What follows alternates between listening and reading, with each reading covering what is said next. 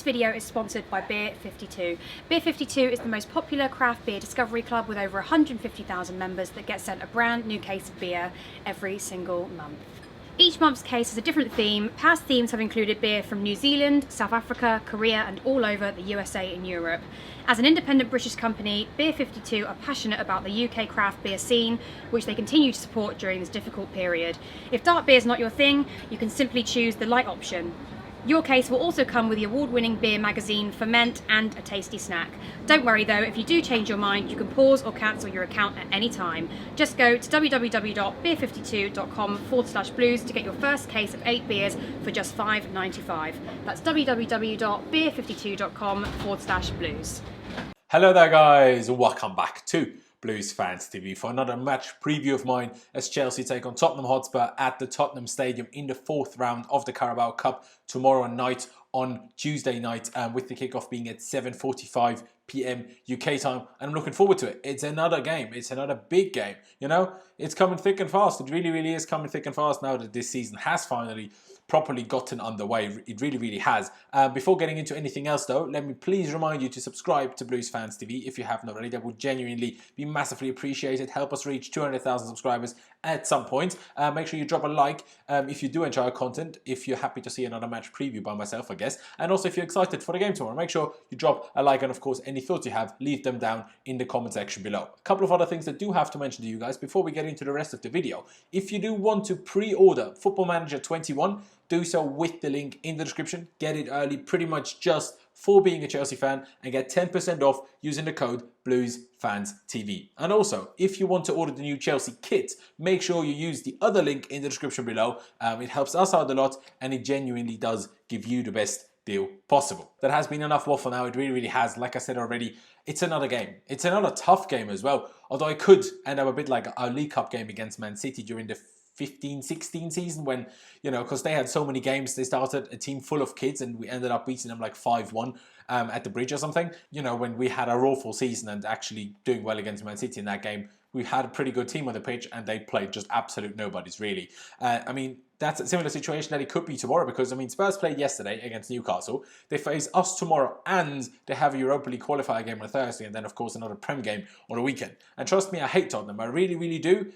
But that's bordering on illegal, if you ask me. They were kind of lucky last week that their game against Leyton Orient couldn't take place. And obviously they were just given the win in the end, which, unfortunately for Leyton Orient, I really do feel for them, especially with the, you know, money that they're losing out on in the financial situation that we're currently in the world of football, or in the world in general. For lower league sides, it's really difficult. So missing out on the TV revenue of such a huge game against Tottenham for them must be tough. But anyway, Spurs, for their sake, was good, I guess, because they didn't actually have to play that game. Otherwise, they would have had a Sunday, Tuesday, Thursday, Sunday week last week as well, and then again this week. But, you know, I hate them, honestly, but this is genuinely bordering on illegal. But it's also Mourinho, so I wouldn't even be surprised if he turns up with his best team possible just because he's facing Chelsea. So let's not take the game lightly in the slightest, because it will be a very tough game regardless of anything, really. Coming to Frank Lampard's press conference, just quickly to mention team news so we know who actually is available for the game tomorrow. Edouard Mendy, of course, the new goalkeeper, and Ben Chilwell will be in the squad tomorrow. Frank Lampard confirmed,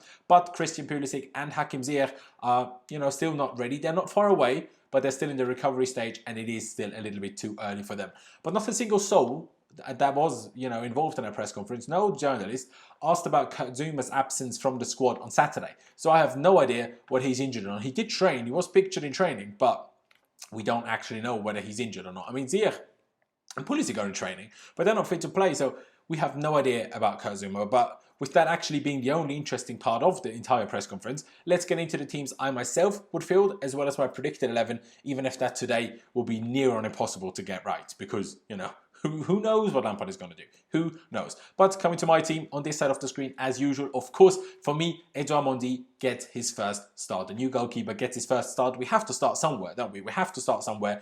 The same reasons why maybe he shouldn't start tomorrow would still apply next Saturday. So we have to get it out the way and get him playing. We just have to eventually, even if making your debut against Tottenham is literally the definition of a baptism of fire. It really, really is. It will be tough for him if that is his first game tomorrow, but I think we just have to start from there and see what we get from him. The two centre-backs, I think, well, one of them should be Thiago Silva. I think he wants and needs a chance to redeem himself after that poor mistake against West Brom, so I would personally start him again. And next to him, I would have Kurt Zouma.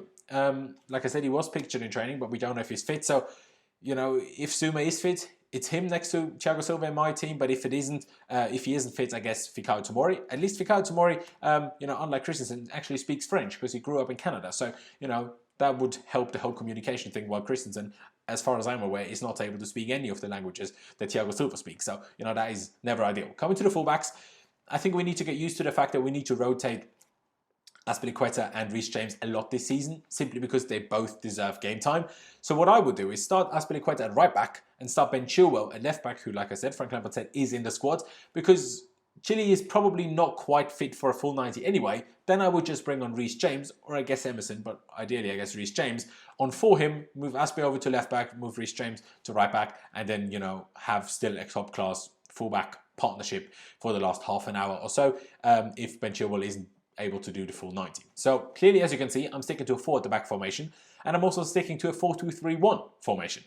But something needs to be said. If we're going to use that formation, one of the DMs actually needs to sit. I mean, I said I want to use that ahead of the West Brom game myself, but I didn't say use it and don't actually have anyone sit. Because it's well and good everybody saying Kante is a great DM. If the guy himself doesn't agree with that, or doesn't do the job because he likes to attack like a box-to-box midfielder all the time, and if he's partnered by Kovacic, who does the same thing, how on earth is that meant to work? Hence why, for my team, Jorginho is starting. End of discussion. Jorginho is starting the game. Whether you then put Kante, Kovacic, or even Ross Barkley next to him, to be honest, I don't even care that much. But we need someone that will sit, because otherwise it just doesn't work. I mean, Kante already set out the game against Barnsley last week, so he should be fine to start tomorrow. So I will go with him next to Jorginho. But if Spurs do field a bad team, maybe someone else will be better suited. But I guess that's just guesswork in what kind of team Mourinho will turn up with. In the number 10, I personally start Ruben Loftus-Cheek. Even if it looks like he will be going out on loan, this is my lineup at the end of the day, and I would start Ruben. Samba do that. End of story. I would start Ruben. You could also happily turn this into a 4-3-3 rather than a 4-2-3-1 with Jorginho as the deepest, a bit like the Sarri formation, Kante to his right, and Ruben as the attacking number 8 to their left. I'd be very happy with that too. Coming to the wingers though, it's no debate. Callum Hudson-Odoi starts. Callum Hudson-Odoi has to start. He turned the game around really alongside Mason Mount, but he came on and helped turn it around, especially once he moved over to the left wing on the weekend against West Brom.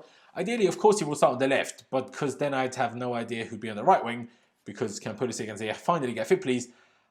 I guess I have to keep Hudson-Odoi on the right because I just want to give Mason Mount a rest. He needs and deserves a rest. Already played the full 90 in all of our 4 games so far this season. So, you know, in my opinion, he needs a rest. So for me, that leaves Timo Werner as the other option, even if I clearly prefer him up front, because he didn't play last midweek. You know, I guess he plays on the left, Hudson-Odoi then on the right. And I personally have Olivier Giroud starting up front. Hasn't started a game yet. Tammy started the last 2.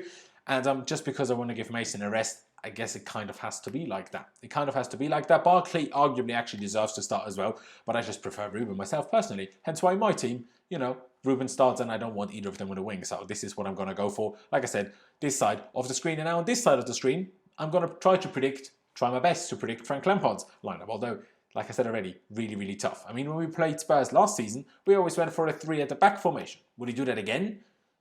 Guys, I don't know. How am I meant to know what Lampard is going to do? I don't know.